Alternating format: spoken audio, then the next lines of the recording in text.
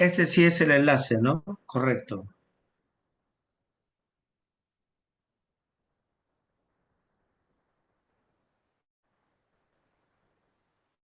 Listo.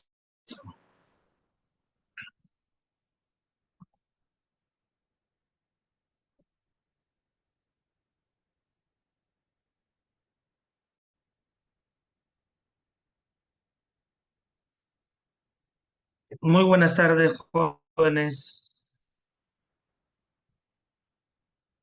Creo que recién están con- conectándose. Buenas tardes, buenas tardes. Genial. Buenas tardes a todos.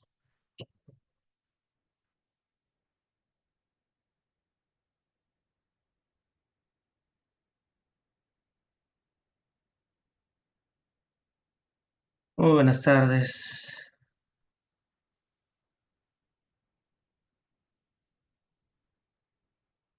Buenas tardes, jóvenes.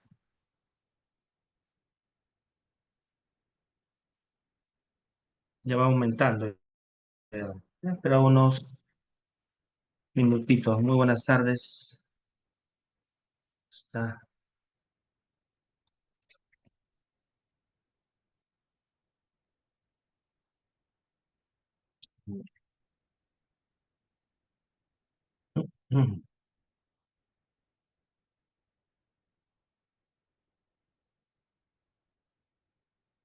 Muy bien, ya creo que hay regular.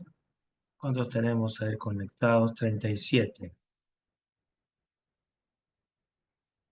Bueno, es una tarde filosófica con el sol todavía iluminando. Felizmente ya no con tanto calor como los meses de enero a febrero, ¿no? Que fueron muy calurosos. Pero todavía se siente el calor que genera las emociones contradictorias de muchas personas que quieren vivir tranquilas, pero la circunstancia que nos toca vivir ahora es difícil, ¿no? Que podría muy bien solucionarse con una política transparente, sincera y que tenga un real interés en el pueblo. Yo me escucho y no creo lo que digo, pero igual hay que continuar. Y lo nuestro es filosofía.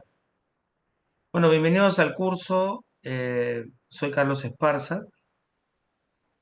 Después de tiempo voy a dictar en la virtualidad. Eh, Son 20 semanas que la hemos dosificado de tal manera que podamos profundizar. Las preguntas de filosofía en el examen de admisión pasado no han sido muy complicadas. En la última cachimbada me he encontrado con muchos estudiantes que sonreían y estaban felices finalmente porque lograron el tan anhelado ingreso a la universidad. La mayoría me decía, profesor, 4 de 4, 6 de 6, algunos 5 de 6, y es bueno escuchar eso, ¿no? Eh, pero también algunos decían, profesor, la filosofía como que me cuesta, ¿no? Es difícil. Eh, bueno, lo que es fácil en la vida, con la misma facilidad se va. Tienes que entender que hay algunos cursos que retan, ¿no? La inteligencia, retan nuestras condiciones o formas de aprendizaje, y eso implica una constante renovación de lo que estamos haciendo, de lo que tenemos como recursos de aprendizaje para adquirir los conocimientos necesarios que nos permiten ingresar a la universidad, ¿no? Así que filosofía es un curso retador y vamos a empezar con los antiguos. Por favor, me gustaría que participen. Quiero que también tienen acceso al micro. o si no levantas tu manito. Yo recién me estoy familiarizando ya después de tiempo que vuelvo a a la virtualidad, pero es cuestión de minutos para poder terminar de familiarizarme y poder hacer estas clases dinámicas, ¿no? En las que ustedes puedan participar haciendo sus preguntas y así hacemos la clase más enriquecedora, ¿ya? Entonces, empezamos con unas preguntas,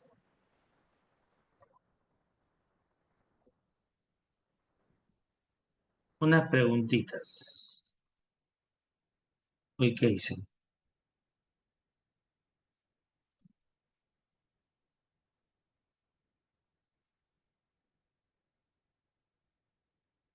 A ver, un segundito.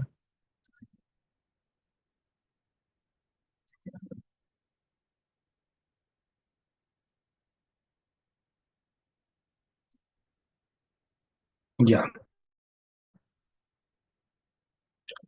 Y la primera, ¿está bien? Se ve la pantalla de forma correcta? ¿Me avisan, por favor? ¿Se logra ver? Genial.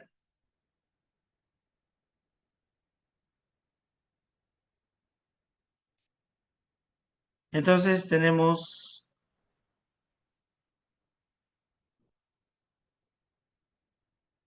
las siguientes preguntas. ¿Qué significa mayéutica en la filosofía de Sócrates, ¿no? ¿Qué significa mayéutica?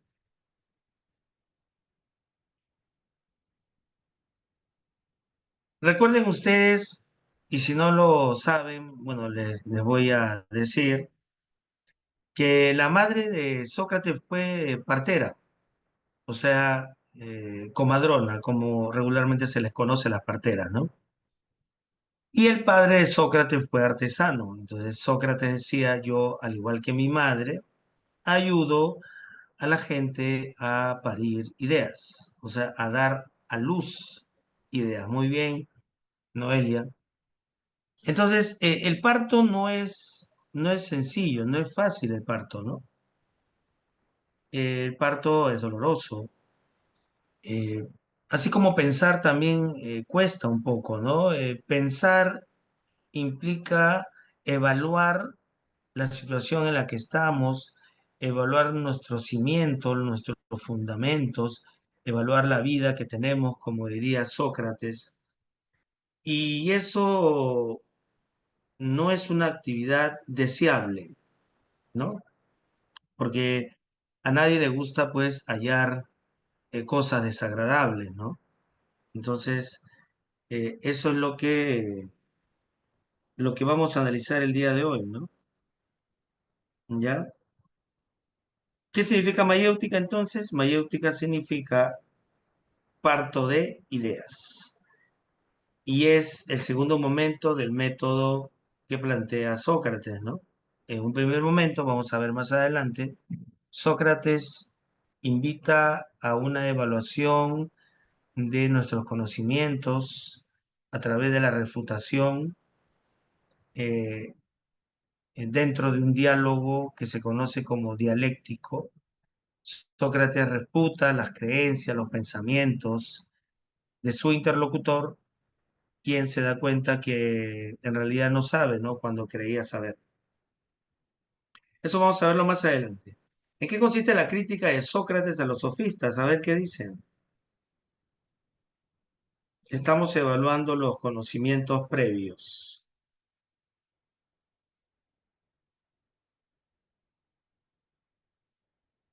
Están muy tímidos. José dice, no todo es relativo. Correcto. Los sofistas se caracterizaron por relativizar, ¿no? El conocimiento, las creencias, los, la moral, mientras que Sócrates considera que existe una verdad de carácter universal, ¿no? Entonces, efectivamente, esa sería la respuesta. ¿Y cuál es el punto de reflexión de los presocráticos? Que no se centran en sí en la pregunta, dice Leibniz, ¿ya? Puede ser. ¿Y cómo inician la reflexión los llamados presocráticos? Se le llama presocrático porque muchos son anteriores a Sócrates. O sea, Sócrates representa un momento en la historia de la filosofía significativo, ¿no?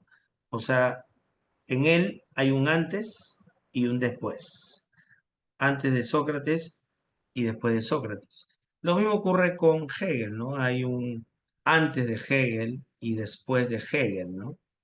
Entonces, son pensadores que han marcado un hito en la historia del pensamiento.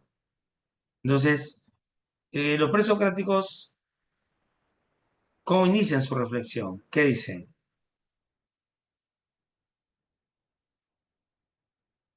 Tan tímidos todavía. Estamos evaluando saberes previos.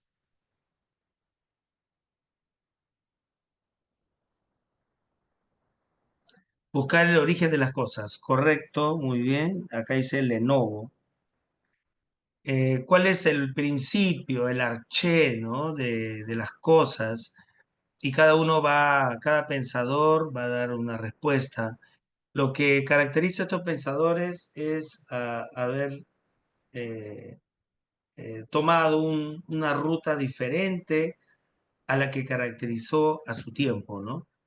Porque en su tiempo se usaba mucho el pensamiento mágico, mítico, ¿no? Entonces ellos giran, hacen un giro importante del pensamiento mítico al pensamiento racional, ¿no?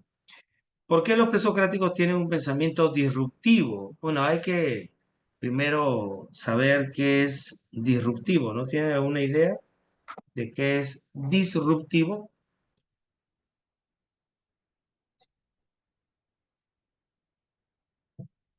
¿Qué dice? Me adelanto un poquito. Disruptivo significa que rompe con la tradición, ¿no? O sea, que tiene un pensamiento no convencional, ¿no? Que quiebra con el pensamiento que caracteriza a su época, ¿no? Con lo común, dice acá Carlita. Muy bien. Entonces, ¿por qué los presocráticos tienen un pensamiento disruptivo?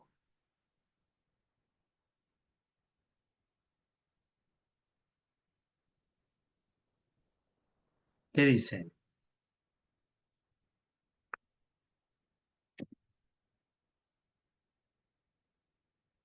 A ver, los escucho. ¿Cuántos tenemos aquí? A ver, tenemos 67 participantes. Seguro están almorzando todavía o están haciendo la siesta después del almuerzo.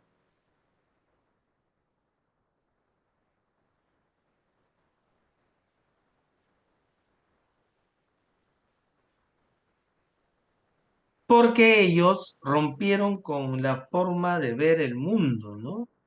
En su momento, en su tiempo. Así es, muy bien, M. González dice. Puede ser Manuel o María, ¿no? Eh, Efectivamente, ellos tomaron un rumbo diferente, empezaron a observar el mundo, la naturaleza, y se dieron cuenta que detrás de todo esto hay un orden, ¿no? Y precisamente el concepto de cosmos significa orden, ¿no? O sea, orden, cosmos significa orden. Entonces, la pregunta es, ¿qué hay detrás de ese orden? ¿Cuál es el principio que ordena, ¿no? Y cada pensador va a tener una respuesta, ¿no? Se le llama primeros filósofos porque son los primeros en tomar una ruta diferente y al hacerlo van a inventar o van a crear la filosofía. Al romper van a crear la filosofía, ¿no? Eso es algo muy interesante, ¿ya? ¿Ok? ¿Y qué significa el examen de nuestra vida según Sócrates? El examen de vida.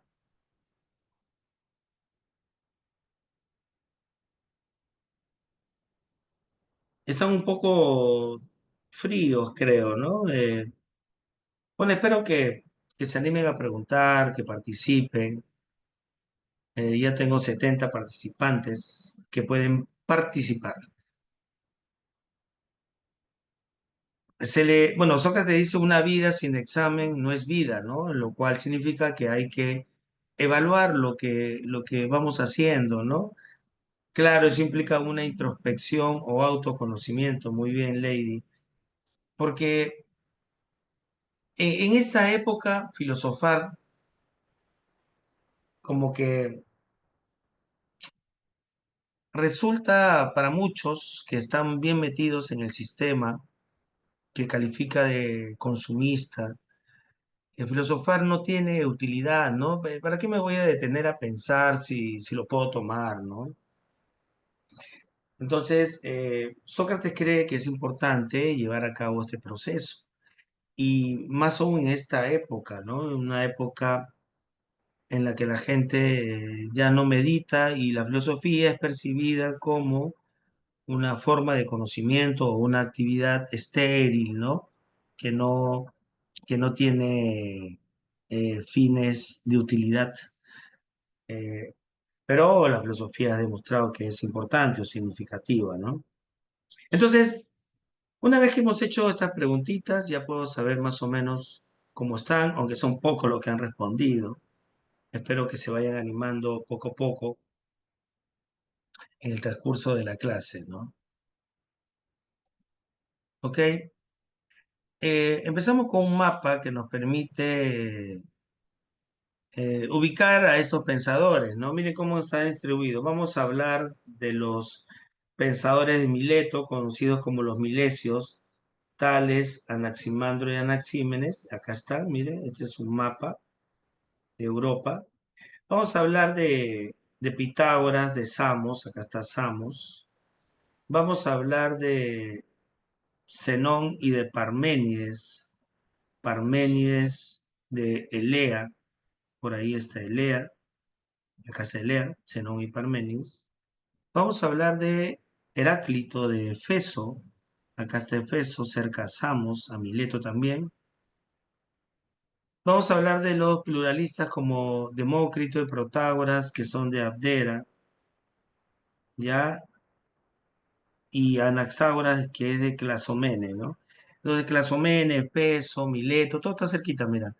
Salvo Agrigento, ¿no? Empédocle, que está un poquito lejos. Bueno, la actividad en gran medida se dio en este espacio, pero fíjense, está muy distribuido, ¿no? Distancias significativas, importantes, gracias a la actividad marítima. Ellos pudieron establecer contacto con otras ciudades y así se conocieron y conocieron esta creación hermosa que es la filosofía, ¿no? Le preguntaron a Pitágoras, ¿y cómo se llama, señor, esa actividad que usted lleva a cabo? Pitágoras dijo, yo soy un amante de Sofía. Se dijo por primera vez filósofo, ¿no? Y a propósito de los primeros filósofos, Aristóteles los llama los físicos o los fisiologoi. Los físicos porque su interés está en la naturaleza, ¿no? Ellos van a buscar un principio que dé cuenta de lo que hay, que sea el principio ordenador. Y fue Tales el primero, ¿no? Según Aristóteles, que lleva a cabo esta actividad. Para Tales el principio es el agua. Bueno, todo está rodeado de agua, ¿no? El agua tiene que ser un principio fundamental, debe ser el arché finalmente, dice Tales. Pero Tales no solamente tiene el aporte en este sentido, Tales es considerado uno de los siete sabios de la antigüedad. Tales llegó a medir la pirámide de Egipto con la prolongación de la sombra, como podemos ver en el dibujo, ¿no? Elaboró un teorema que lleva su nombre, el teorema de Tales. Logró predecir un eclipse, nada menos. Logró predecir cambios en el tiempo, ¿no? Hasta crear un sistema hidráulico, cuentan, que permitió llevar agua de un lugar con abundante agua a un lugar con menos cantidad de agua, ¿no? Dice periodo presocrático también llamado cosmológico, sí, cosmológico o naturalista, es correcto. Tales cuenta Platón que una criada llamada Cracia se burlaba, ¿no? Porque Tales andaba mirando el cielo, siempre estaba observando, como lo hacen los científicos, ¿no? El científico siempre está observando. Pero por estar observando el cielo, se descuidó en el aspecto físico y lo que le pasaba comúnmente a Tales era que se caía, ¿no? Y Cracia, cuenta Platón, se burlaba, ¿no? Entonces como que los filósofos hicieron fama de distraídos, ¿no? De, de no estar muy atentos a lo cotidiano, ¿no? Porque empezaron a usar su abstracción y se abstraían, ¿no? De tal manera que solamente se concentraban en algunos aspectos, ¿no? Tales es uno de los siete sabios, como dije, de la antigüedad y un gran presocrático. Tales tuvo discípulos, entre ellos Anaximandro, que es el que tiene una visión diferente a la de su maestro, ¿no? Anaximandro va a decir que el principio no es algo físico, porque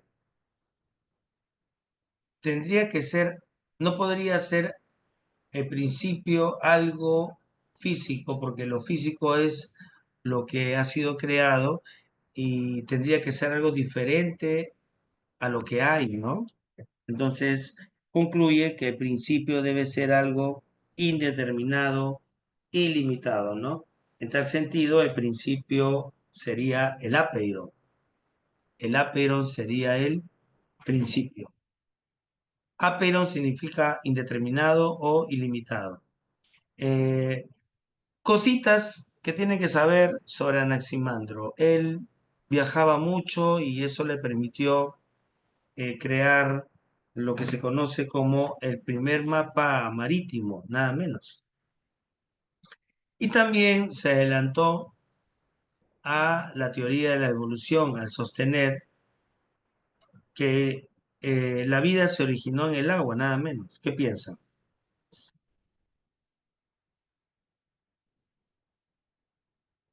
La vida se originó en el agua. Se adelantó a la teoría de Darwin.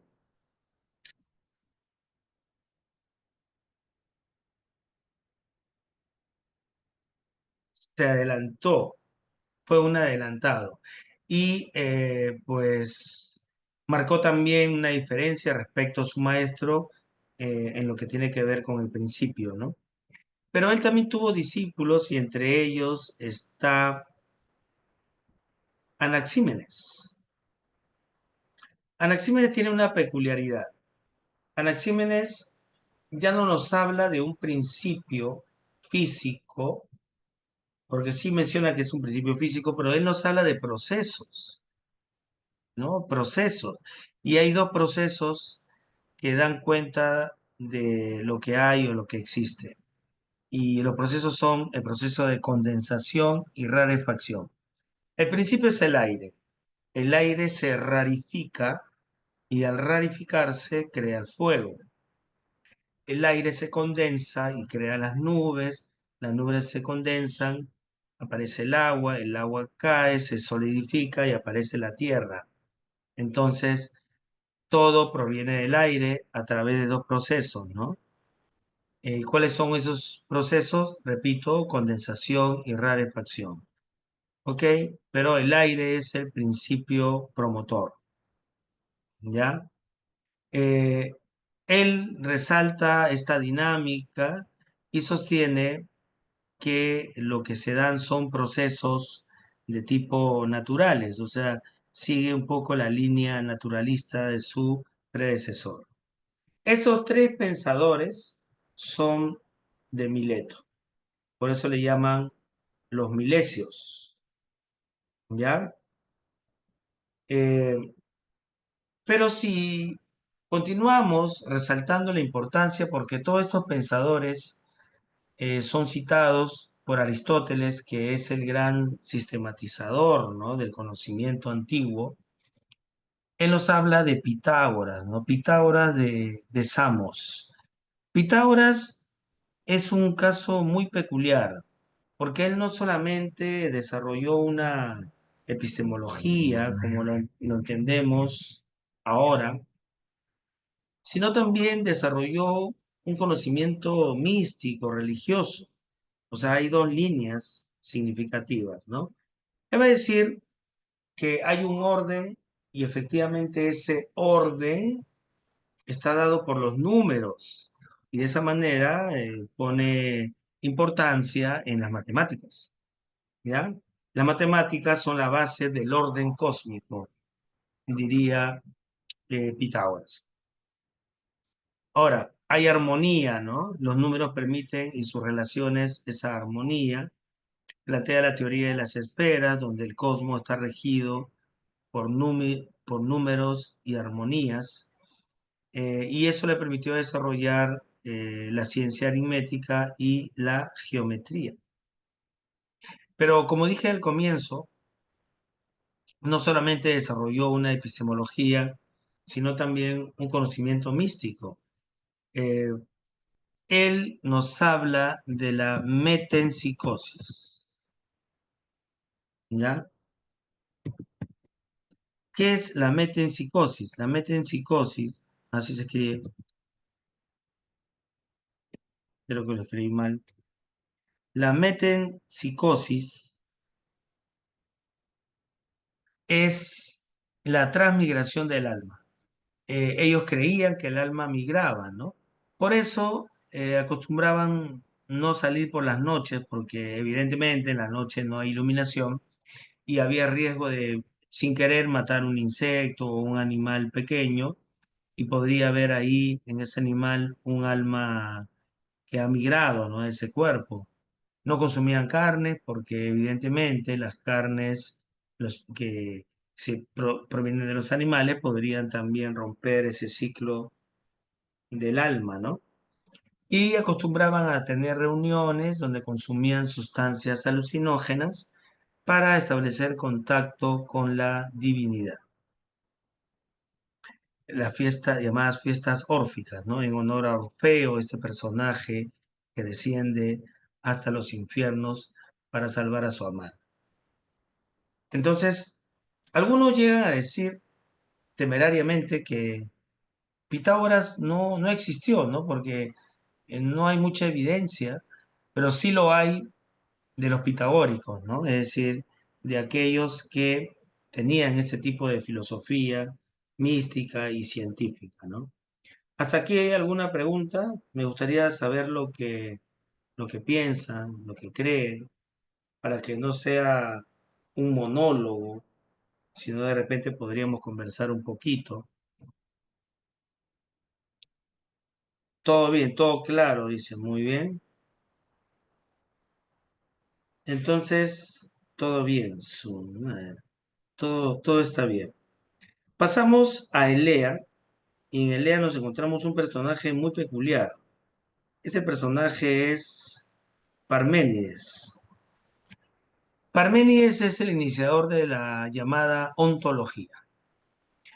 Parménides tiene un sueño donde se le presenta la diosa Dike, la diosa de la justicia, y le muestra dos caminos. Uno es el camino del ser y otro es el camino del no ser. Algunas interpretaciones sostienen que hay un tercer camino que es el camino del ser y no ser, pero ese camino no es posible porque implica una contradicción, ¿no? Ser y no ser. Así que nos quedan dos caminos, el camino del ser, que es el camino de la epísteme, el camino de la ciencia, y el camino del no ser, que es el camino de la doxa o de la opinión. Entonces, evidentemente, va a analizar Parménides y va a llegar a la conclusión que el camino de la ciencia es el que se debe tomar, ¿no? El camino del ser. ¿Y qué es el ser? El ser es y no puede ser no ser, ¿ya? El ser es eterno, inmutable, único, ingénito. ¿Qué significa ingénito? Que no cambia, ¿ya? Por lo tanto, rechaza el cambio y la pluralidad, ¿ya? Lo que es no puede dejar de ser, ¿ya? Por eso es siempre, ¿no? Lo que es. Eh, Él desafía la percepción sensorial al decir, como va a sostener en la modernidad René Descartes, los sentidos son engañosos. Los sentidos nos engañan, ¿ya? Por lo tanto, lo que nos ofrece los sentidos no reflejan la realidad, porque en la realidad vemos en apariencia que hay cambio y multiplicidad, ¿no? Pero no son sino, dice Parménides, ilusiones, ¿ya? El ser es y no es no ser. El ser es indivisible, eterno e inmóvil.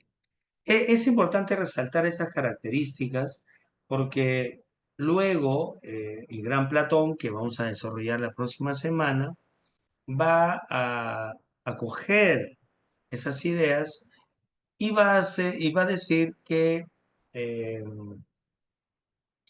el mundo real, que es el mundo de las ideas, es eterno, perfecto, único, ingénito. O sea, va a tomar las ideas del gran Parménides. Hay un rechazo a la nada. No existe la nada, el vacío. Lo que no es, no, no puede concebirse. Solamente se puede concebir lo que es. Por lo tanto, la nada, nada es. Ahora, esta reflexión, que resulta a veces un poco difícil de entender, va a ser tomada luego por Gorgias, un sofista, y él va a empezar diciendo, nada existe. Vamos a verlo más adelante. Y al decir nada existe, sucumbe en un nihilismo. Nihilismo significa nada, ¿no? Proviene de la raíz nihil, que significa nada. Pero eso vamos a verlo más adelante. Eh, Podemos obtener del pensamiento de Parménides que hay una lógica, ¿no? Que es la lógica del ser, donde no se admite la contradicción. Les dije que había una tercera vía, pero que es inviable, ¿no? Que es la vía de la contradicción, así que se rechaza. Y eso hay que decirle, si me permiten el comentario, cuando estamos viviendo mucha incertidumbre, inseguridad, hay algunos que dicen, y peor aún cuando viene de la cabeza del gobierno, hay que aplicar la pena de muerte, pero la pena de muerte resulta inviable de forma inmediata como solución, porque eso implica una serie de cosas, ¿no? Cosas que no lo hacen una solución inmediata porque ya se requiere una solución inmediata.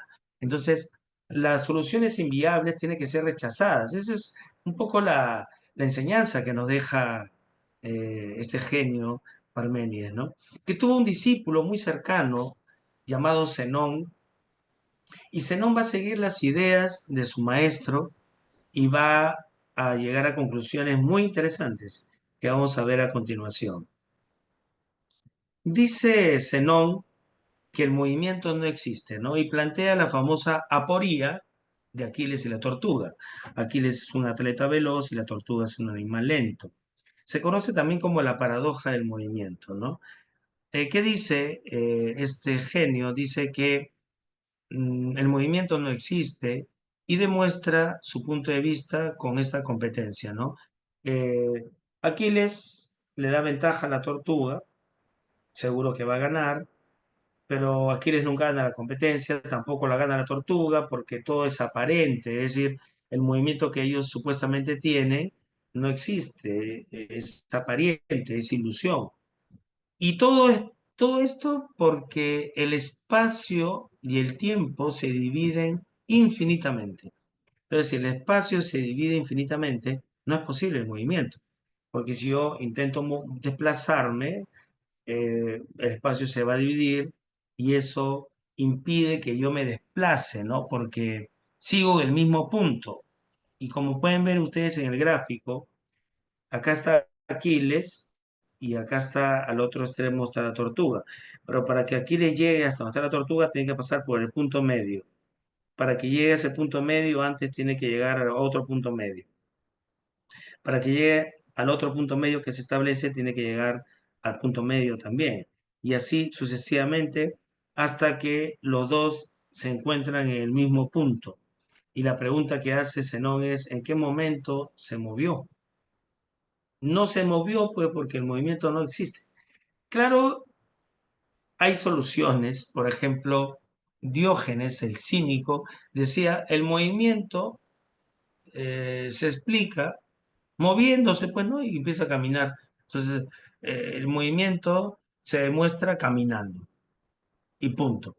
Pero es Aristóteles el que va a ofrecer una solución diferente, menos sarcástica que la de Diógenes de Sinope. Y Aristóteles va a decir, el movimiento es posible porque el espacio no se divide infinitamente. El espacio es indivisible. Entonces, cuando ya se limita el espacio, eso permite el desplazamiento y por lo tanto el movimiento. Y él va a decir, Aristóteles, que vamos a ver acá la tercera clase, va a decir que el movimiento es el paso de la potencia al acto, ¿no? O del acto a la potencia. ¿Ok? Hay algunos puntos clave como lo que es la paradoja que hay entre Aquiles y la tortuga, lo que acabo de mencionar. Su aporte está en el ámbito de la ontología, la teoría del espacio y del tiempo, que he mencionado también, y defiende el pensamiento de Parménides, que sostiene que el cambio no es real y el ser es inmutable, ¿no? El cambio es una ilusión. ¿Hasta acá alguna pregunta? Ya me imagino la respuesta. Todo bien, todo ok, todo claro. ¿No es así? Pasamos entonces imaginando sus respuestas. Ahí está, muy bien. Por lo menos el icono ya lo hace diferente.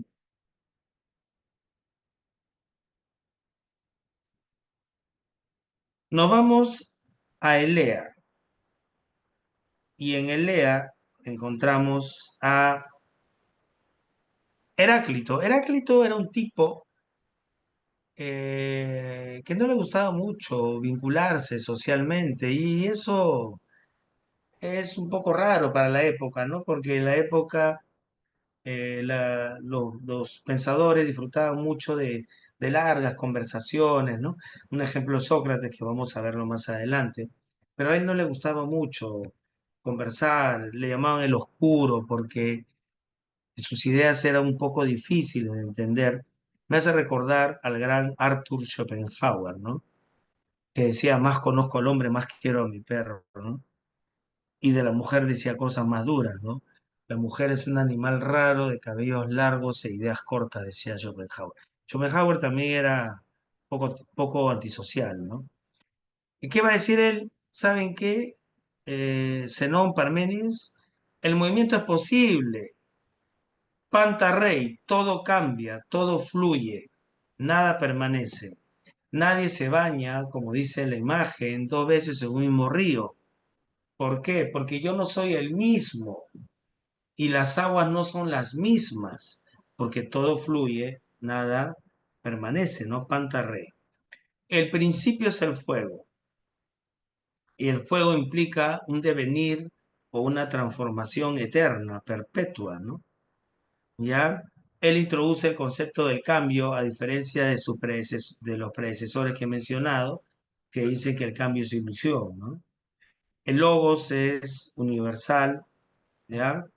eh, Organiza el caos del universo, ¿ya? Y él es uno de los eh, iniciadores del concepto dialéctica. Dialéctica se entiende como lucha de opuestos o lucha de contrarios, y ese concepto de dialéctica va a influir en otro gran pensador, un alemán, Friedrich Wilhelm Hegel, ¿no?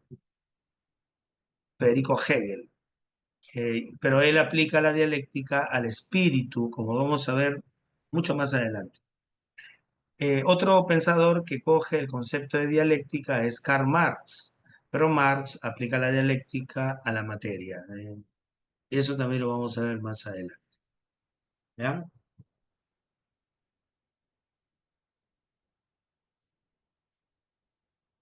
Nos vamos a Clasomene y en Clasomene encontramos a otro gran pensador. ¿Quién es ese pensador? Empédocles. No, Empédocles no es de Clasomene, me equivoqué. Empédocles es de, según el mapa, de Agrigento. No, sí, Agrigento creo, ¿no? En fin, ahí está el mapa. Cuestiones de lugar a veces son un poco complicados de recordar. Él dice, por ejemplo, que el principio son los cuatro elementos, agua, aire, tierra y fuego, que se unen por la fuerza del amor y se separan por la fuerza del odio.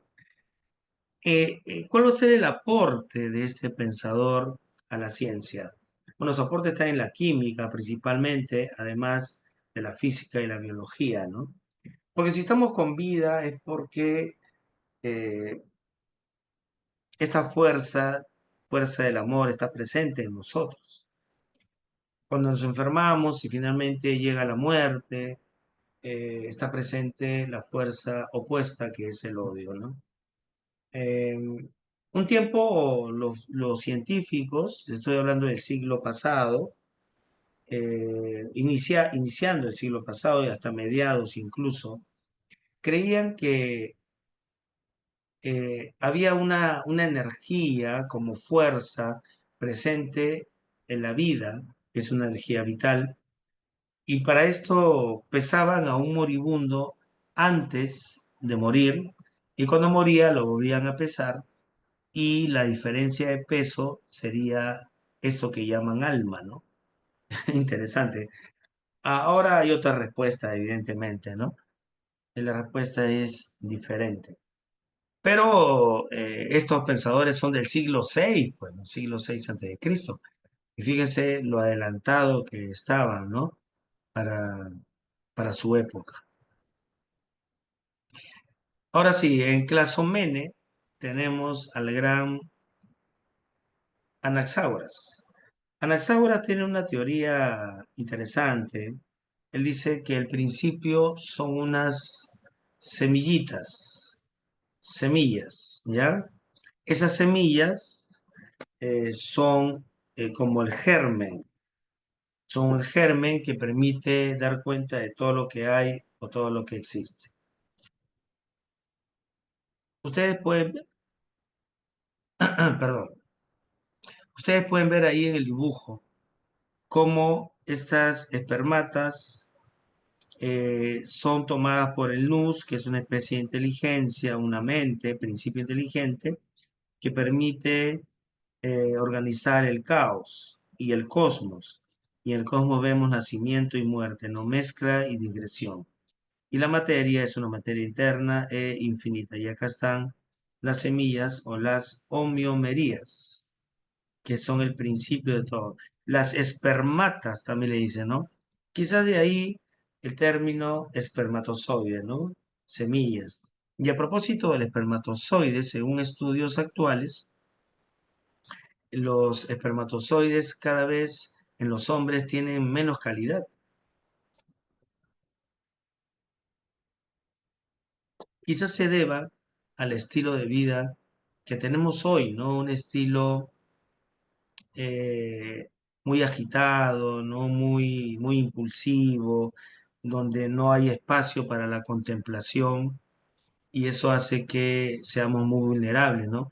La calidad del espermatozoide del hombre actual es bajísima, ¿no? Lo cual peligra un poco el mantenimiento de la especie, pero en otros países se multiplican de una forma genial. Pero y sobre todo, los científicos están señalando que es el gen X, perdón, Y, el que empieza a escasear más. Entonces podríamos suponer que en el futuro va a haber muchas más mujeres, ¿no? Bueno, ya la hay, creo, muchas más mujeres. Y encima, curiosamente, vemos en estas plataformas como el TikTok, cómo se arman fiestas donde hay puros chicos, ¿no? Que tienen intereses diferentes a la del común, que es heterosexual, ¿no? Entonces parece que hay intereses más de otro tipo y encima la posibilidad de que nazcan hombres en futuro cada vez menor, entonces la cosa se complica un poquito, ¿no? Entonces, el aporte de este gran pensador es brillante. ¿Qué opinan ustedes?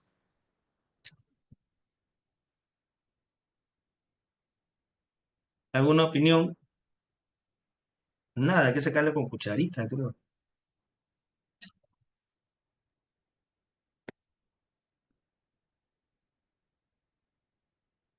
No, no, a ver, dice, no había pensado en eso, profe. Me dejó pensando, dice Gabriela. Sí, es especulación, ¿no? Pero basada en evidencia, ¿no? Pueden buscar, hay estudios recientes que indican eso, ¿no? Bueno, nos vamos a extinguir, dice. Damari dice eso. Parece que sí, ¿no? Y en otros países, por ejemplo, están fomentando tener hijos en las parejas, ¿no? Porque las parejas hoy deciden no tener hijos. Escuchaba el testimonio de un transexual que decía, lo bueno de ser transexual es que no tengo regla, no reglo, y por lo tanto no tengo hijos, y tengo total dominio sobre mi cuerpo y una serie de cosas, ¿no? Pero eh, si más personas empiezan a pensar así, como creo que está sucediendo, entonces las parejas ya no van a querer tener hijos, ¿no? Entonces, eso sí es un poco peligroso. Claro, hay algunos países como en Italia y hay algunas regiones de España que el gobierno regional premia, ¿no? A las parejas con hijos, dándole una serie de beneficios, como dice Angie. Así es. Así es, muy bien. Todo esto parte del concepto de espermatas que mencionó Anaxágoras. En que es que está muy claro, además que el mundo últimamente parece en llamas. Sí, pues sí, sí, tiene mucha razón. Las personas ahora concientizan más en tener un hijo, conlleva muchas cosas. Sí, pues encima el individualismo ofrece noticias que son más fake, ¿no? Falsas, las fake news, donde dicen que tener un hijo genera un gasto significativo. Sí, pero eso siempre las parejas lo han asumido, ¿no? Y sacan cuentas y de verdad el gasto es tremendo, ¿no? Es tremendo, las necesidades que tiene. Pero el sistema de consumo que está dentro de la ideología capitalista siempre va a crear formas de consumo cada vez más elaboradas, van a crear necesidades para que la gente siga consumiendo. En mi época también teníamos mascotas, perros, gatos, y el perro comía lo que comíamos nosotros y vivía mucho tiempo. Claro, le dábamos camote para su piel, dice, para su pelaje, pero comía el perrito, ¿no? Y vivía mucho tiempo. Pero ahora no, es comida especial, para los gatos comida especial, y se van más rápido. Es curioso. No celebramos fiesta de los animalitos, no les poníamos ropa, ¿no? Y hoy Agustín Laje se burla un poco de eso en su libro Generación Idiota, crítica al adolescentrismo. Él critica ese tipo de moda de consumo que es muy penosa. Los pañales, sí, los pañales es uno de los gastos, ¿no? Muy bien, parece que te gusta filosofar sobre otros temas, ¿no? Pero vamos a regresar a lo nuestro, pero de vez en cuando vamos a opinar sobre otras cosas también para que la clase no sea tan uniforme, ¿no? Y que sea más interesante. Muy bien, vamos a otro lugar, a Agrigento creo que es, donde está Demócrito. Demócrito es un materialista. Él va a decir que el principio es el átomo y el átomo es indivisible. Y el átomo se mueve gracias a que entre un átomo y otro átomo existe el vacío, el no ser. Eso permite que el átomo tenga movimiento. Esta versión materialista la van a ampliar a, incluso hasta el alma y van a dejar de lado las explicaciones místicas y religiosas, ¿no? Preguntas hasta aquí.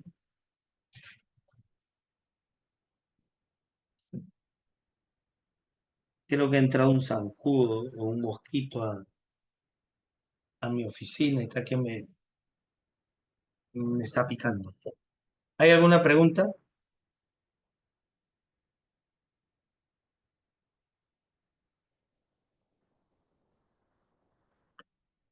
Continuamos entonces.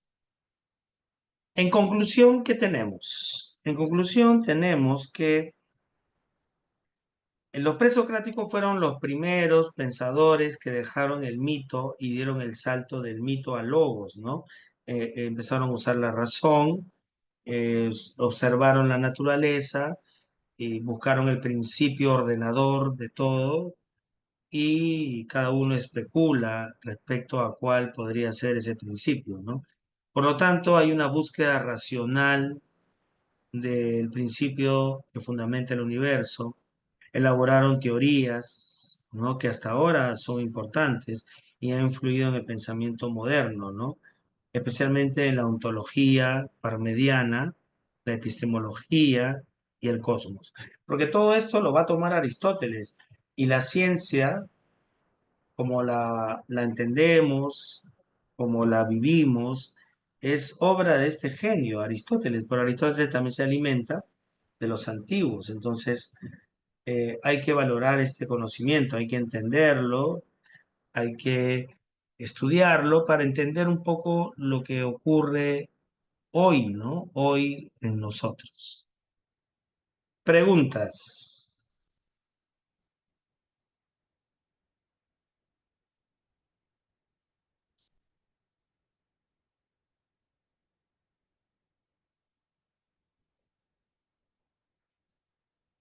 No hay preguntas, no se me vayan a dormir nada más, porque veo que están un poco adormecidos, creo.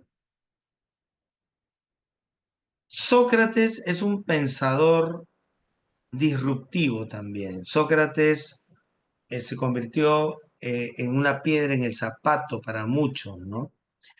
Porque él conversaba, dialogaba mucho y cuestionaba las creencias, sobre todo aquellas que se encerraban en una única versión de tipo religiosa, por ejemplo, de tipo cerrada, porque ese tipo de ideas no se fundamentan en la lógica. ¿Qué opinan ustedes?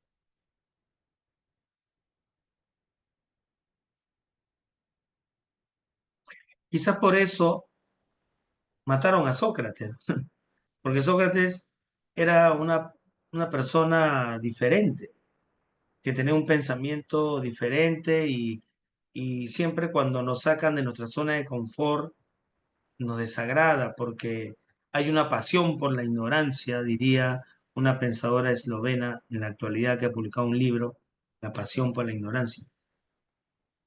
¿Qué dice?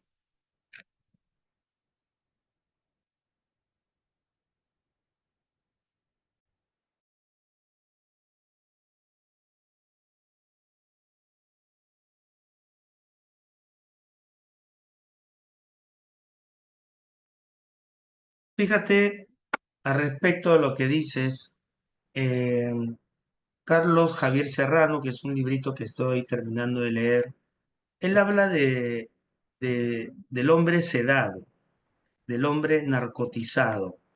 El hombre narcotizado es presa de dispositivos de control emocional que llegan a nosotros a través de plataformas virtuales como Google, TikTok, Instagram, y adormecen de tal manera que enseñan a la población a ser resiliente.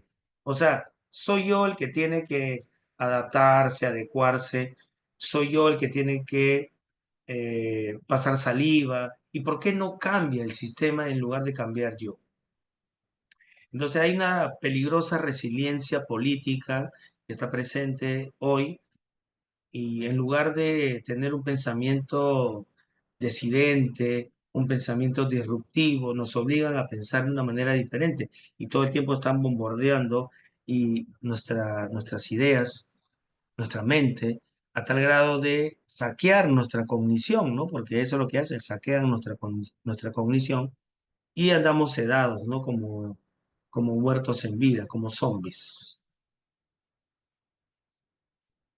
Muy bien, González, claro, los quieren así, ignorantes y dóciles, resilientes, ¿no?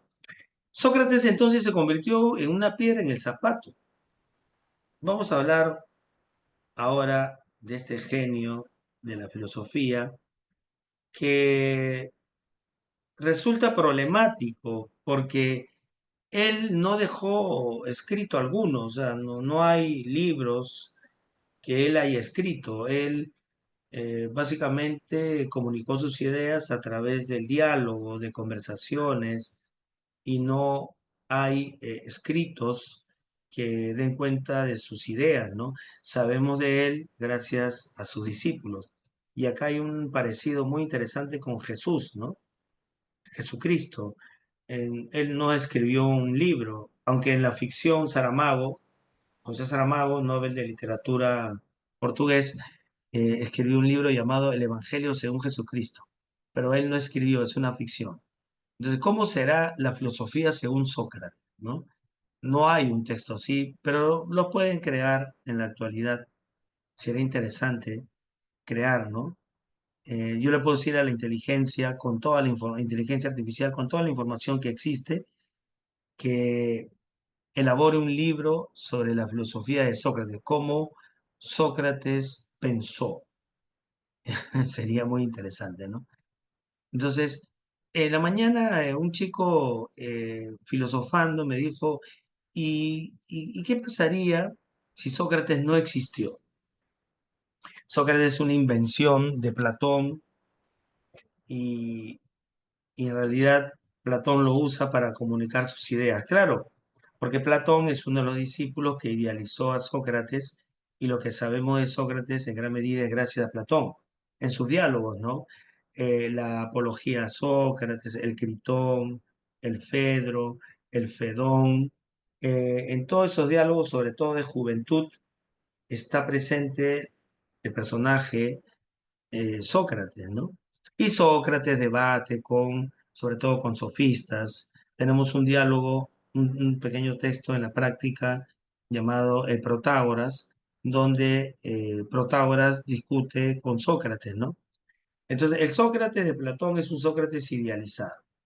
Supuestamente Sócrates vivió entre el 470 y el 399 antes de Cristo, ¿ya? Y es considerado una de las figuras más importantes del pensamiento occidental. Como dije hace un momento, no dejó escritos y lo que sabemos de él básicamente se lo debemos a Platón. Ahora, Sócrates vivió una época de cambio, ¿no? En el ámbito de la política y el ámbito social en Atenas. En la crisis democrática y el auge de la sofística, de alguna manera lo llevaron a una situación difícil en la que él tuvo que decidir ser coherente con su forma de pensar, ¿ya? Y vivir o mantener su pensamiento crítico y aceptar la muerte, ¿no? Al parecer, él optó por, no al parecer, ¿no? Es la evidencia que tenemos, él optó por, estoy mojando un poquito, él optó por la muerte. Existe un libro llamado El asesinato de Jesucristo de Wilhelm Reich, pero muy bien también, y creo que podría haber un libro llamado, el título que sea El asesinato de Sócrates, porque a Sócrates lo querían matar, ¿no?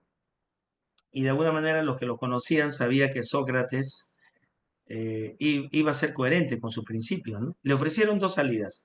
Bueno, antes de hablarte sobre las salidas que le ofrecieron, a él lo acusaron de corromper la mentalidad de los jóvenes, de cuestionar las creencias de los dioses, y le dijeron, o bien te vas, el ostracismo, chao, o bien te quedas y mueres, pues, ¿no? Con la cicuta, el veneno. Sabían que Sócrates iba a optar por ser coherente con su principio, ¿no? Así que Sócrates aceptó beber la cicuta. Y le dijeron que iban a cumplir la sentencia cuando llegara un barco X, vamos a decir, a las cercanías de donde estaban ellos, y ese iba a ser la señal para cumplir la sentencia. Pero hasta que eso sucediera pasó, me imagino, meses, ¿no? Mientras tanto, Sócrates seguía conversando con sus discípulos. Cuando llegó el momento, Sócrates aceptó, pero sus discípulos intentaron salvarlo. Al parecer, cuenta Platón, corrompieron a los soldados para que dejara escapar a Sócrates. Sócrates evidentemente rechazó eso y él dijo, vale más sufrir una injusticia que cometer una injusticia. Él estaba sufriendo la peor de las injusticias, pero eso es mejor que hacer trampa y escapar. Bebió la cicuta. La cicuta no es un veneno que te mata de pronto. Entonces, al parecer, bebió la cicuta y seguía conversando Sócrates, pero se iba deteriorando, no iba muriendo hasta que ya cae, llama a Critón, uno de sus discípulos, y le dice, debemos un gallo a Esculapio. Esta frase es muy peculiar porque nos hace pensar que de repente Sócrates ya en las postrimerías de su muerte se arrepintió y dijo, ya no voy a ser coherente con el pensamiento religioso que gira en torno a los dioses, porque Esculapio es el dios de la salud, de la cura, ¿no? De los sanadores, no sé cómo llamarlo. Pero se ha dicho mucho sobre esto, un montón, hasta se han creado libros en la que Critón va a buscar al gallo y el gallo resultó ser un gallo que había crecido en la casa de un sofista, o sea, era un gallo astuto que sabía hablar, y el gallo le habla a Critón y le dice, pobre Critón, muerto el maestro, ni la sombra queda. Pero eso es una ficción, porque no está documentado, no está en la obra de Platón que eso haya sucedido, ¿no? Pero sí se habló mucho sobre esto, ¿no?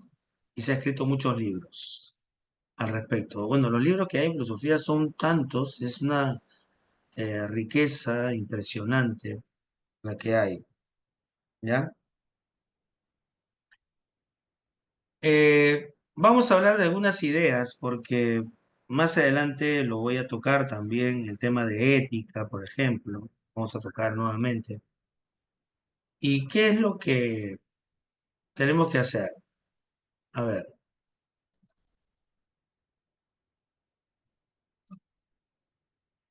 a ver acá, ya, voy a mover esto. Ahí tenemos una frase de Sócrates, este gran pensador.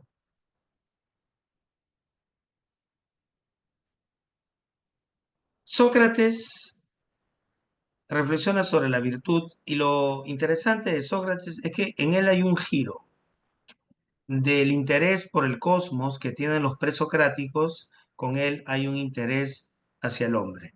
Entonces él analiza las virtudes humanas, analiza el conocimiento humano y cómo éste se relaciona con otros hombres en el ámbito de la política. Por eso se llama periodo antropológico, ¿no? Porque la reflexión gira en torno al hombre. Y él dice que es importante el desarrollo de la virtud y del autoconocimiento, de ahí la frase conócete a ti mismo.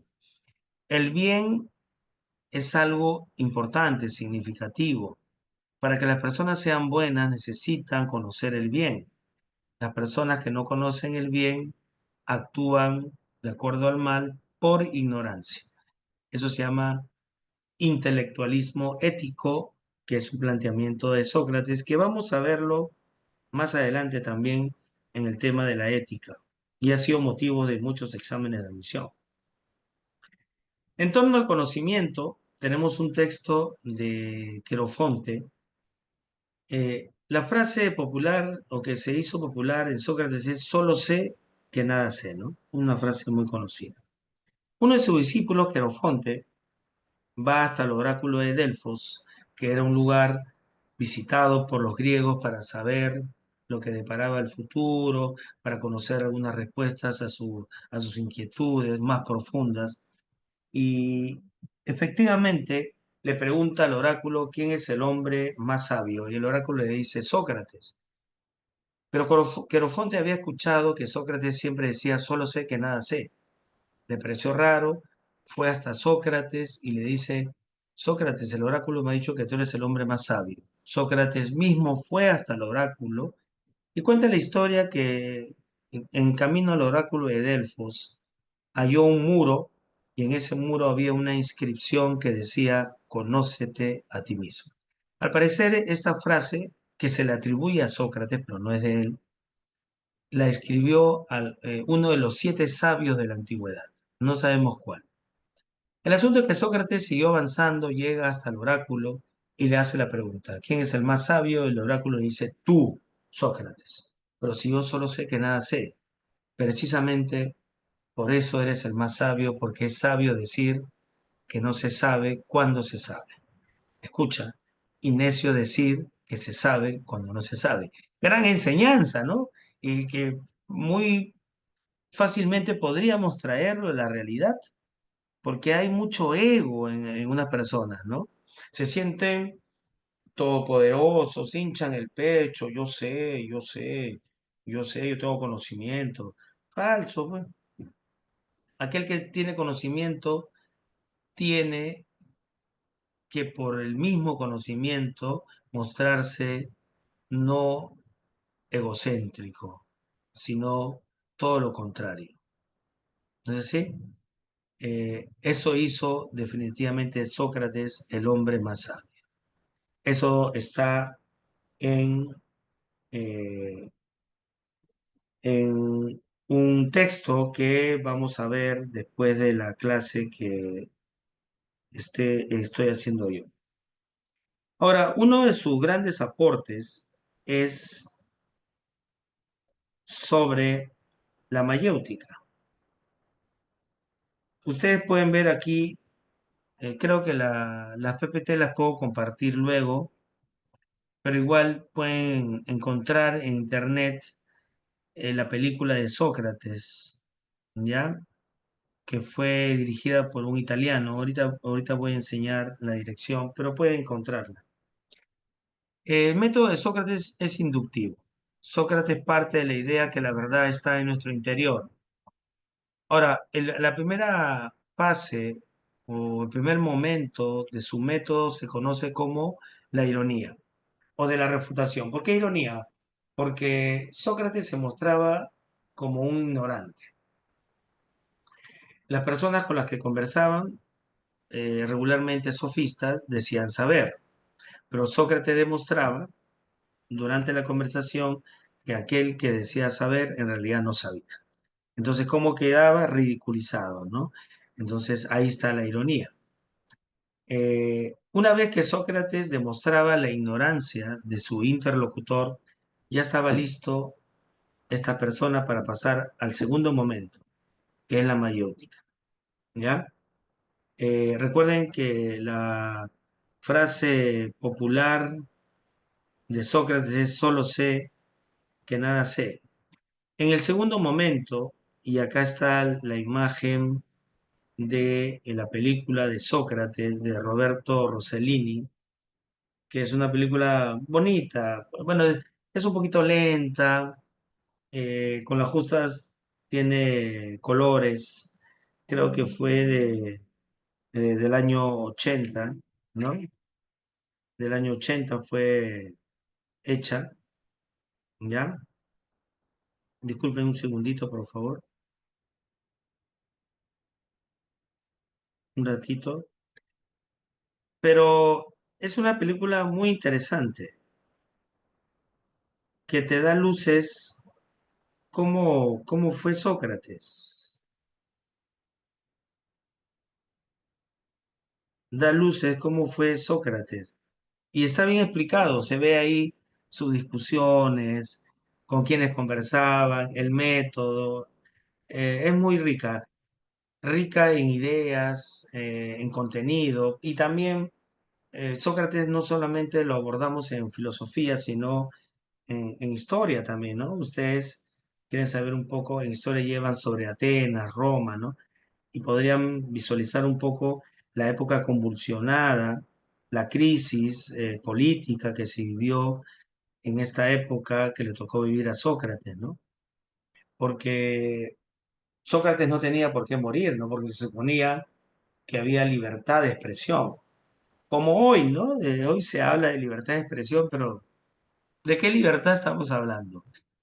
Una entrevista de medios que fue hace tiempo en la que participaron algunos periodistas, le hacían pregunta a la señora presidenta y la presidenta decía, ¿cómo te llamas tú? Y a ver, y lo apuntaba. Claramente está amenazando, ¿no? A ver, ¿cómo te llamas? Por si acaso tengo tu nombre. Si no me gusta la pregunta, tienes que asumir las consecuencias. De verdad que esta presidenta que tenemos es un caso, ¿no? ¿Cuánto me duele el Perú, ¿no? Me duele tener este tipo de representantes políticos, ¿no?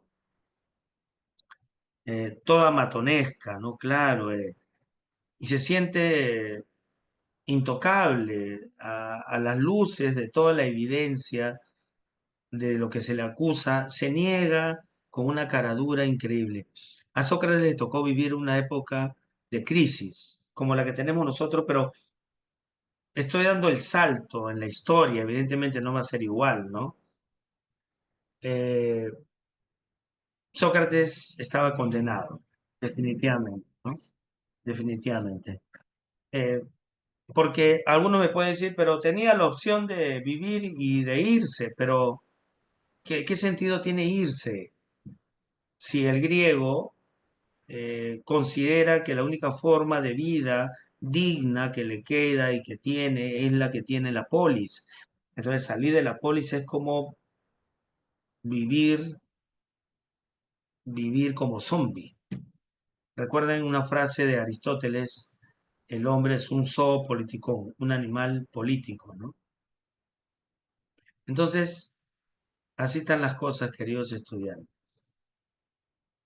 Hubiera ido contra su... Así es, también eso implicaría dejar sus creencias, ¿no?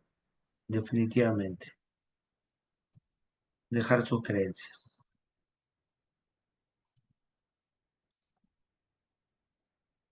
Esperen, ya.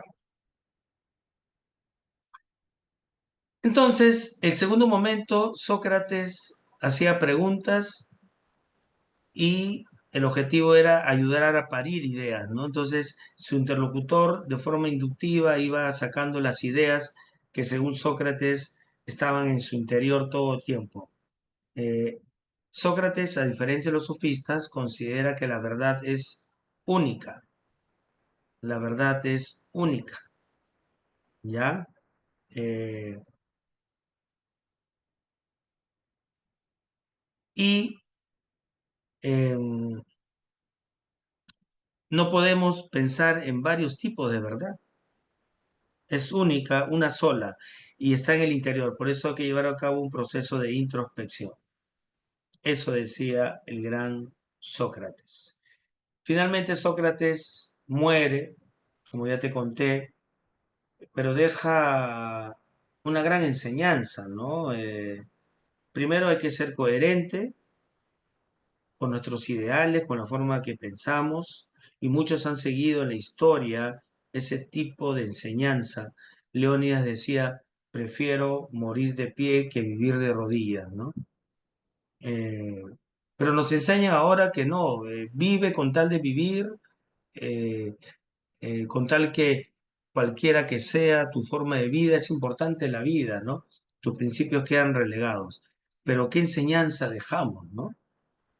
Thomas Hobbes, que vamos a estudiar más adelante, decía que el hombre es capaz de ceder su libertad a cambio de la supervivencia. Y efectivamente, hoy más que nunca, los hombres han demostrado eso, ¿no? Prefieren estar sedados, callados, resilientes, con tal de no enfrentar el abuso de la autoridad, porque hay miedo, ¿no? Qué terrible, ¿no? Hablaba con mi esposa por la mañana, ella me decía, podemos estar en un bus y de pronto el bus puede ser atacado en cualquier momento. Ayer que supuestamente empezó esto que no funciona, que es el estado de emergencia. Mataron a personas, entraron a un lugar, mataron, dispararon a un chofer en San Vía El Salvador. Es decir, estamos viviendo una época de miedo, ¿no? Y podríamos acá citar a otro pensador que lo vamos a tomar en el tema de filosofía política, que es Maquiavelo, ¿no? Maquiavelo decía, una forma eficaz de gobernar y someter, doblegar a las personas es metiéndole miedo.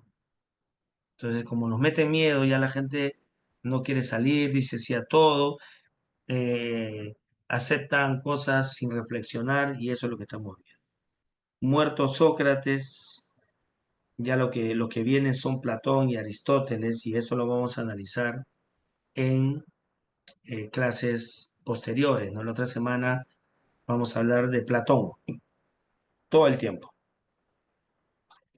Pero dígame, voy a apagar mi cámara un ratito porque me está fallando un poco el internet. Dígame, ¿alguna pregunta? Hagan todas las preguntas porque yo cuando llegué a este punto, los chicos no terminaban de hacer preguntas. ¿Alguna pregunta? Los escucho, los leo. ¿Qué dice?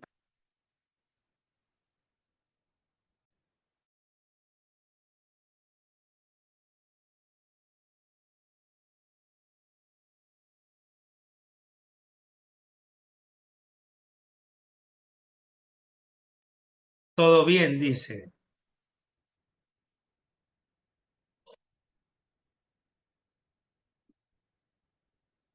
La reminiscencia es un concepto platónico que significa eh, recordar es volver a vivir. O sea, nuestra alma recuerda lo vivido en el mundo de las ideas, cuando está en este mundo material. Pero eso es algo que lo voy a explicar mucho mejor la próxima semana, cuando hagamos Platón. Sí, sí, se entendió todo. Eh, bueno, déjeme una rascadita. Ya estoy sudando, se imaginen el calor que hace aquí. Y eso que tengo el ventilador al costado. Todo se entendió, genial. Pero pueden especular, no quieren especular. Entonces, si no hay preguntas, pasamos ya a los últimos filósofos que vamos a estudiar el día de hoy, que son los sofistas. Ya te expliqué el método socrático, que era principalmente dialéctico, él conversaba. El objetivo de las conversaciones que tenía Sócrates era hallar la verdad, ¿no es así? La verdad que se encontraba dentro del interior. Por eso habría que hacer una introspección. Este proceso se conoce también como el enchus. El elenchus es el proceso de refutación. Lo que hacía Sócrates era refutar para así desmontar las creencias que no eran verdaderas, ¿no? Y hallar la verdad llevándolos a contradicciones. ¿Ya? Se llama el enchus. El enchus. No olvidar, el enchus. ¿Correcto?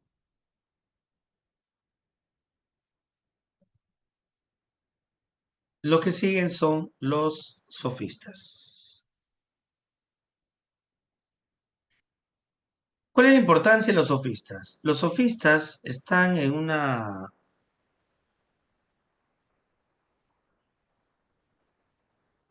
Los sofistas están en un periodo de crisis en la que para llegar al poder se necesita convencer, así que ellos decían, más importante que hallar la verdad es argumentar a favor de algo, persuadir, convencer, y eso se conoce como retórica. Entonces ellos enseñaban retórica, cobraban evidentemente, se convirtieron en los primeros educadores, eh, también eran hombres sabios, tenían mundo, ¿ya? pero fueron relativistas y en algunos casos el relativismo lo llevaron al extremo, ¿no? Eh, eh, Así que este debate siempre se dio con frecuencia entre Sócrates y ellos, ¿no? Sócrates, como ya dije, tenía el principal interés de hallar la verdad, mientras que los sofistas tenían como principal interés convencer, persuadir, y eso al parecer lo lograban, ¿no? No lograban. Ya te hablé de la muerte de Sócrates, ahora queda hablar de estos dos pensadores, ¿no? ¿Ya?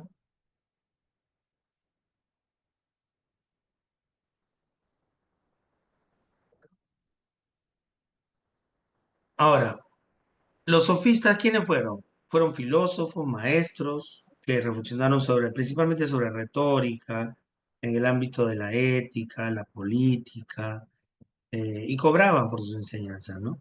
Sócrates estuvo casado, bueno, casado por así decirlo, ¿no?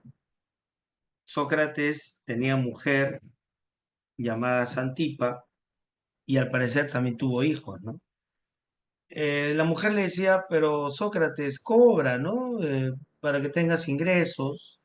Pero Sócrates decía, yo no puedo cobrar. Además, si él cobraba, se convertía en un sofista, ¿no? Y él no quería parecer a los sofistas, porque los sofistas no tenían como finalidad hallar o encontrar la verdad, sino convencer de la verdad que ellos estaban comunicando, que es diferente, ¿no? Entonces, no buscaban la verdad absoluta, sino ganar los debates públicos a través de la retórica, a través de la persuasión. En contraposición a Sócrates, ellos decían que no existe una verdad universal, existe una verdad que se establece por convicción. Cada quien o cada cual tiene su propia verdad, como diría Protágoras, que es el que vamos a estudiar a continuación. Protágoras le tocó vivir en esa época, ¿no? Entre el 490 y el 420 antes de Cristo. Nació en Abdera y es conocido por ser relativista. ¿Saben qué significa relativismo, no? El relativismo se caracteriza porque eh, defiende una verdad individual, no defiende una verdad universal, ¿ya? La verdad depende del contexto, depende del sujeto, claro, ¿no? Y Protágoras decía, el hombre es la medida de todas las cosas. ¿Qué significa eso? Que el concepto de verdad, de lo bueno, depende de la percepción de cada uno. Como alguien me decía, oye, yo siento que no soy inmoral. Y yo le decía, ¿y qué te hace sentir eso? Y él me decía, yo cuando salgo con otra mujer que no es mi esposa, yo le digo que estoy casado, le digo la verdad. Le digo la verdad y ella acepta mi condición y tenemos algo. Por lo tanto, no soy inmoral porque la persona conoce mi situación y yo estoy diciendo la verdad. ¿Qué opinan ustedes?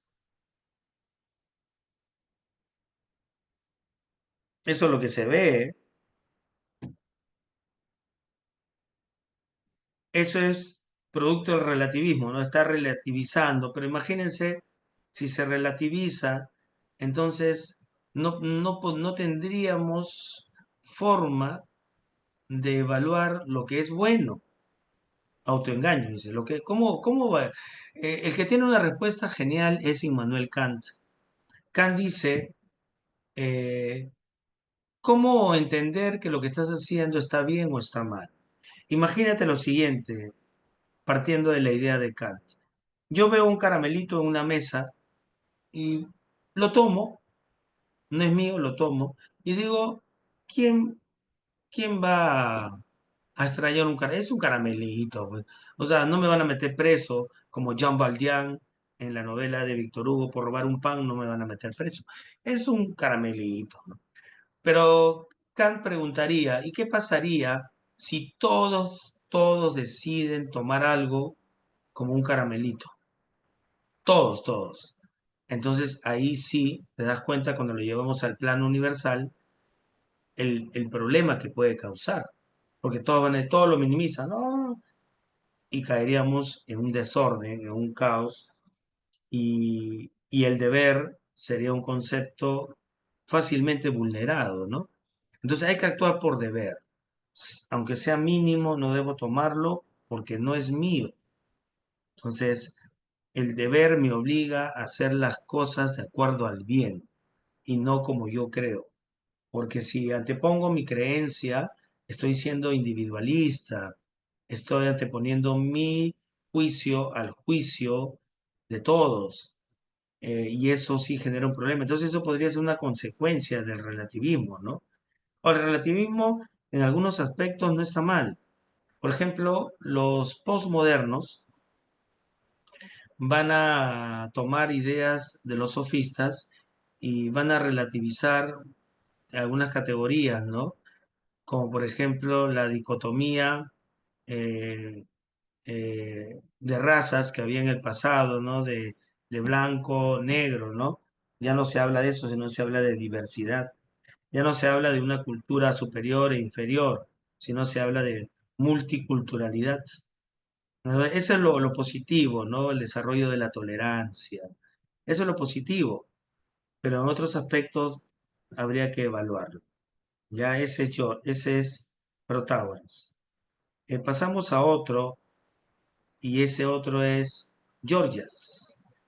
Georgias plantea un nihilismo, es decir, él lleva el relativismo al extremo lo lleva, ¿no? Georgias dice lo siguiente, ¿no? Nada existe, como te dije al comienzo, y vamos a suponer que exista. Si existiese o si existiera, no lo podríamos conocer. Y si lo podríamos conocer, no podríamos expresarlo, ¿no? Esta postura es radical, es llamada nihilista.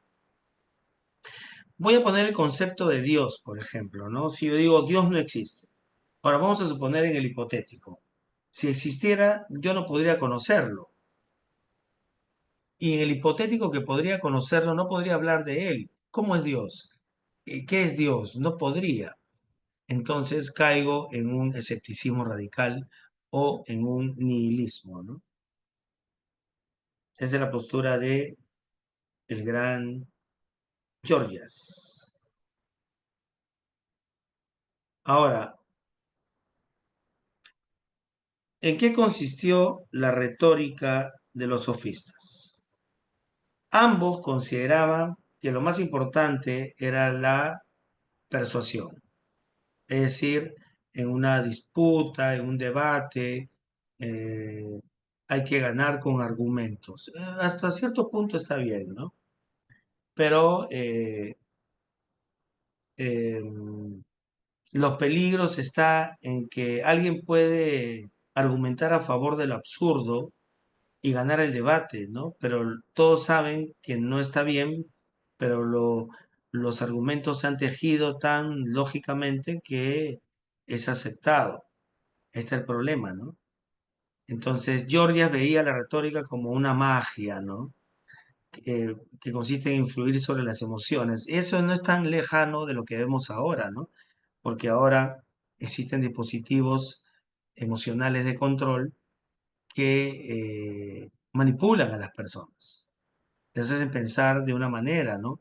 Por ejemplo, salen ahora que se acercan las elecciones un montón de personas que critican y todos dicen, este sí, este es un candidato bueno, voy a votar por él, pero es más de lo mismo, si analizamos bien. Protágoras, por su parte, él enseñaba retórica, pero como un medio para tener éxito en la vida social y política, ¿ya? Eso era lo importante. Y finalmente,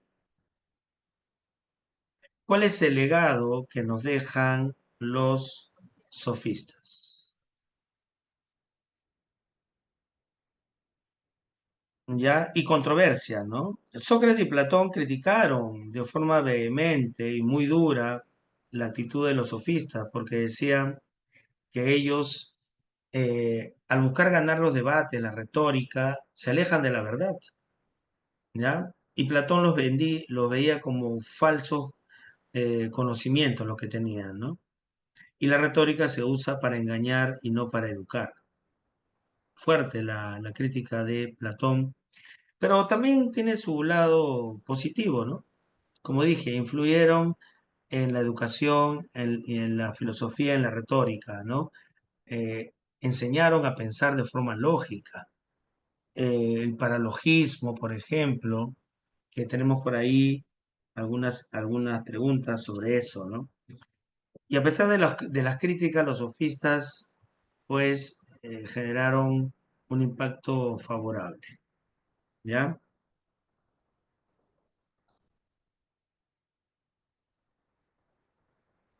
Muy bien, ¿tienen alguna pregunta?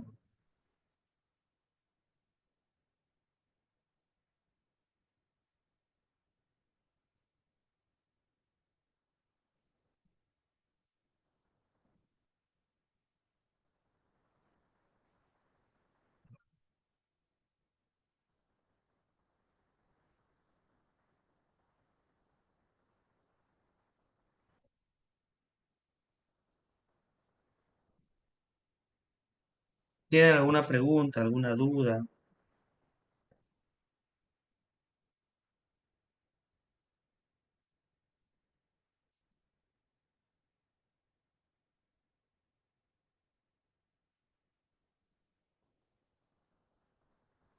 ¿Qué era ya, el relativismo consiste en relativizar la verdad, es decir, la verdad no es universal, la verdad depende de la percepción de cada quien.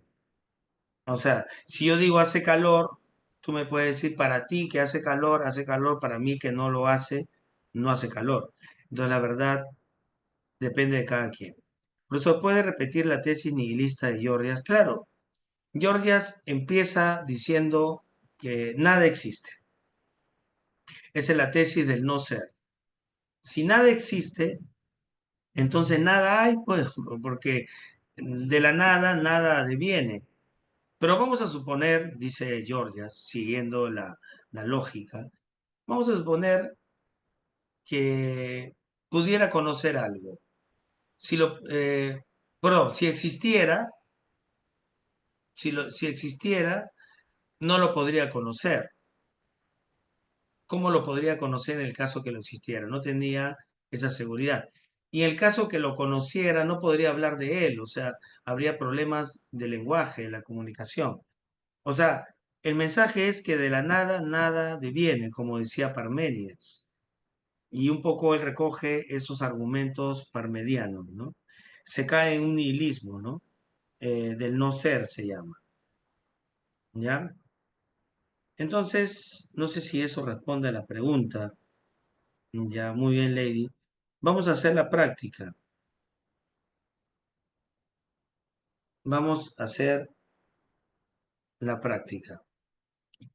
A ver, me disculpe un segundo, voy al baño un minutito. ¿Ya?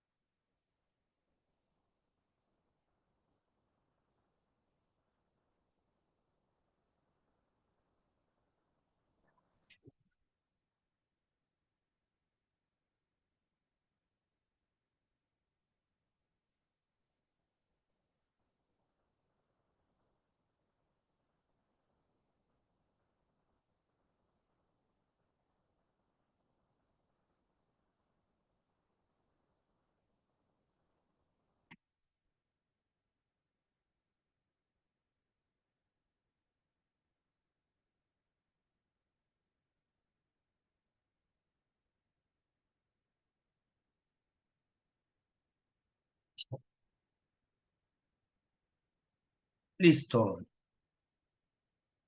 Pregunta uno. Profesor, ¿por qué no había mujeres? Sí había, Jazmín, solo que la mujer estaba en una condición de desventaja, ¿no? Pero hay, por ejemplo, Safo. Es una mujer muy popular en la antigüedad, pero tenía que esconderse de alguna manera, ¿no? Porque las mujeres se caracterizaban precisamente por no desarrollar el intelecto como lo hacían los hombres. Claro que ahora pensamos de modo diferente, ¿no? Eh, ahora, en la filosofía moderna, sobre todo contemporánea, hay muchas pensadoras brillantes. Hannah Arendt, Simone de Beauvoir, esposa de Sartre, por ejemplo, Nancy Fraser, Safo, así es, así es. Hay grandes pensadoras también, muy buenas mujeres. Eh, las mujeres, sobre todo, Roxana Kramer es una filósofa argentina que tiene su canal de YouTube, que es agradable, es una mujer polémica, toca temas de filosofía. Yo la sigo, me agrada mucho. Eh, eh, Toca temas muy polémicos y es muy agradable, grandes pensadoras, ¿no? Ahora sí, a lo largo de la historia vemos la contraposición de nada, Jazmín, entre Heráclito y Parménides, ¿no? Uno está a favor del movimiento y el otro no. Entonces, ¿cuál de las siguientes afirmaciones interpreta mejor el conflicto entre ambos pensadores? ¿Qué dice? ¿Cuál sería la alternativa correcta?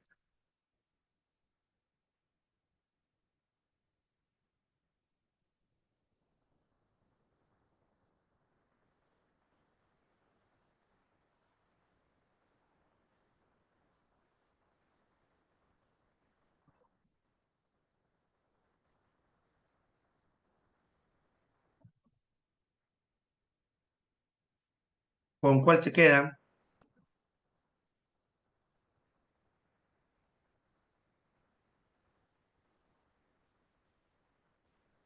Parménides tiene una lógica impecable.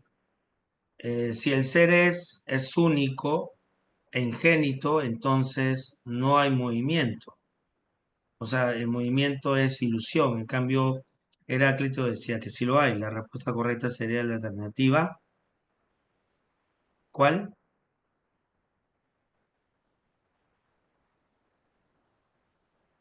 La alternativa A. ¿Están lentos? ¿Ya? La alternativa, a ver si se despiertan, por favor. Ya estamos viviendo los últimos minutos de nuestra clase de filosofía. La 2. Demócrito fue un filósofo materialista, ¿no? Defendía que todo acontecimiento se basaba en las leyes mecánicas y no había designio ni causas finales de la naturaleza. No había.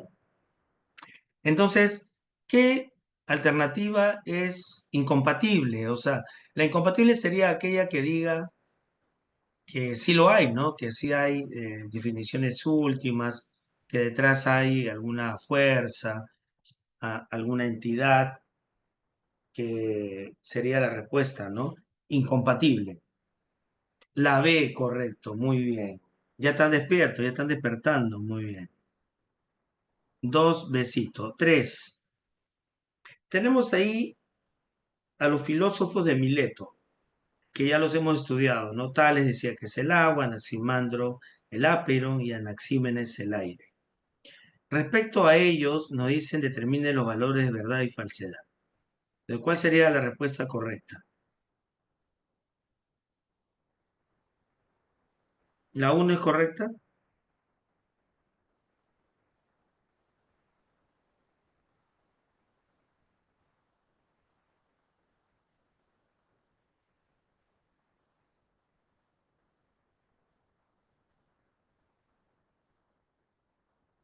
¿Qué dice?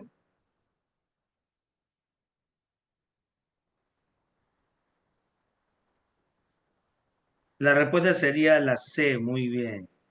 Las dos primeras son correctas, la tercera, Anaximandro y Anaxímenes coincide, no, falso. Y la última es correcta, la C, muy bien. Ahora dice, ese es el diálogo entre Sócrates y Protágoras. Sócrates le dice a Protágoras, en resumen, que su método consiste en argumentos largos, ¿no? Y precisamente en esos argumentos largos es que Protágoras mete otras ideas, ¿no? Y termina ganando el debate porque ha incluido ideas que no están dentro de la conversación. En eso consiste la sofística. Como Sócrates lo dice, vamos a lo puntual, vamos a hablar de manera puntual y eso como que confunde un poco a Protágoras porque él dice que no está acostumbrado a ese método, ¿no?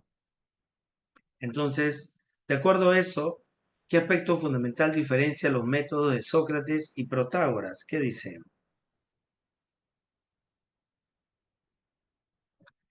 Correcto. Sócrates enfatiza más en la respuesta para profundizar en el pensamiento, mientras que Protágoras hace exposiciones largas. Correcto. Y esa es mi pregunta. ¿Por qué Sócrates compara la manera de argumentar de Protágoras con la respuesta de alguien que en lugar de responder una pregunta concreta, describe el entorno, ¿no? De mosca, ¿no? Estoy hablando, oye, ¿por qué hiciste eso? Lo que pasa es que salí temprano y estaba cansado. No está respondiendo, o sea, está vendiendo humo, ¿no? Esa es la imagen que quiere hacer llegar Platón de los sofistas. ¿Cuál sería la respuesta a la 5? La D, muy bien, dedito. Perfecto.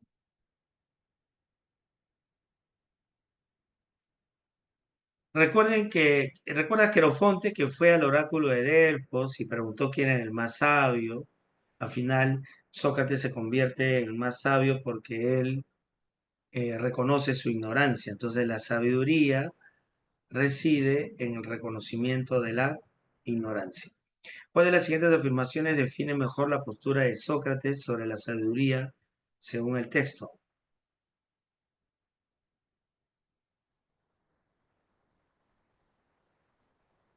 ¿Qué dice?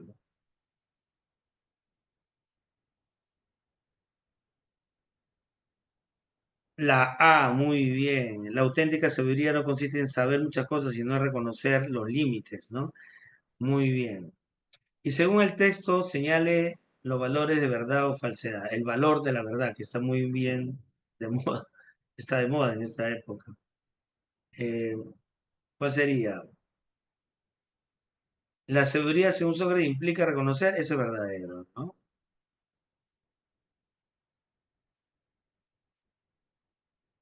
La B, la segunda es verdadera, la tercera es falsa y la última es verdadera. Perfecto. Esta pregunta incluye la tesis de Protágoras, ¿no? El hombre a la medida de todas las cosas. ¿Qué se infiere de eso? Que cada uno tiene su propia verdad, que la verdad no es universal, sino es relativa. Entonces, ¿cuál sería la respuesta correcta en la 8?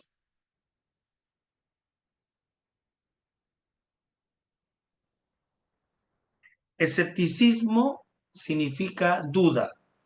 El escéptico, como dice, como no puede llegar a la verdad, porque la verdad es difícil de alcanzar, lo que queda es la duda. ¿Ya? Eso es escepticismo. O sea, el escéptico duda. Entonces, la 8, ¿cuál sería la respuesta correcta?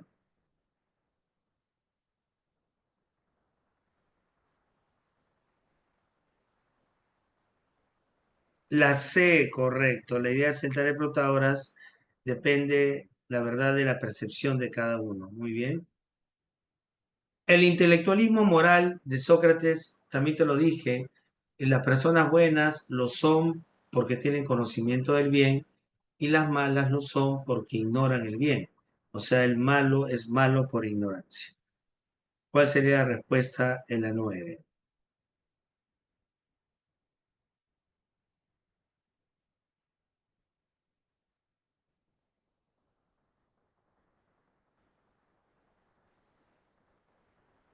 Enano, muy bien, enano.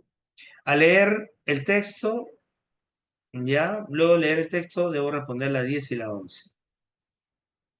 La vida es sobre la vida de Sócrates, ¿no? La muerte que le llegó a él, el lugar donde él estaba, había una crisis de tipo política, eh, eh, la condena a Sócrates también como que no fue justa, pero es la época que le tocó vivir a Sócrates, ¿no? Como ya te expliqué. ¿Qué se puede inferir de la actitud de Sócrates ante el juicio y condena? Avión, muy bien. Sócrates, aunque tuvo la oportunidad, decidió mantenerse sus principios, muy bien. Y según el texto, ¿cómo se relaciona la muerte de Sócrates con el contexto político de Atenas?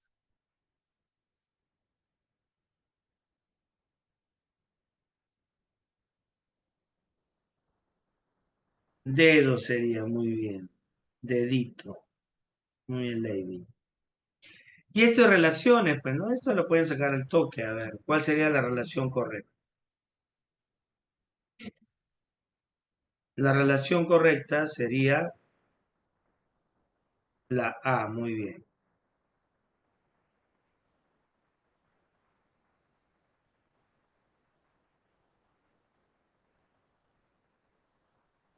Y la A sería, ¿no?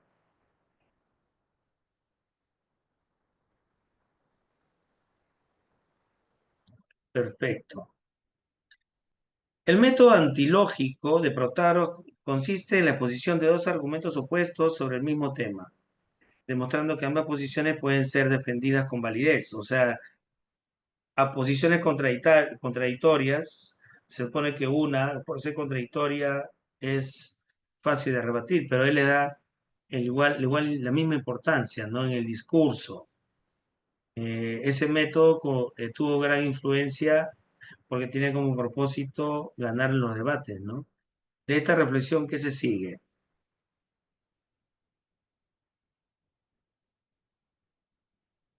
La D, muy bien, dedo.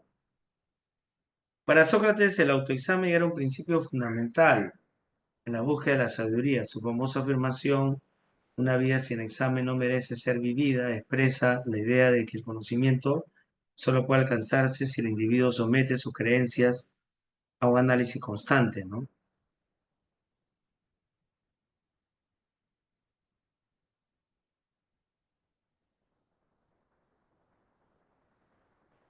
La B, claro, la importancia del autoexamen radica en la idea que solo a través de la constante crítica las propias creencias pueden alcanzar la sabiduría y liberarse de la ignorancia. Perfecto. Y la 15, método mayéutico.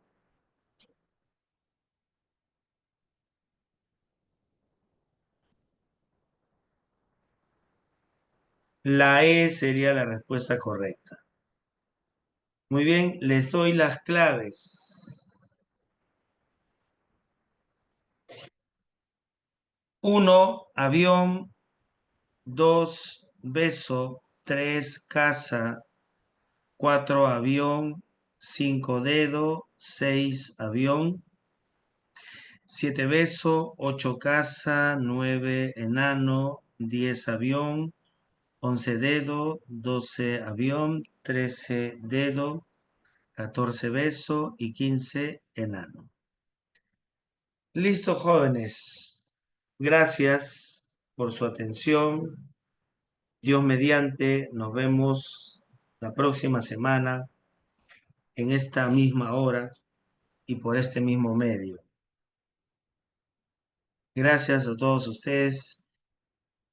Espero que la próxima semana se animen a hacer preguntas, ¿no? Estamos todavía empezando recién. Ya saben que cualquier duda, gustoso lo voy a responder. Entonces, si no hay preguntas finales, ¿hay alguna pregunta? Ya lo podemos dar por terminada la clase.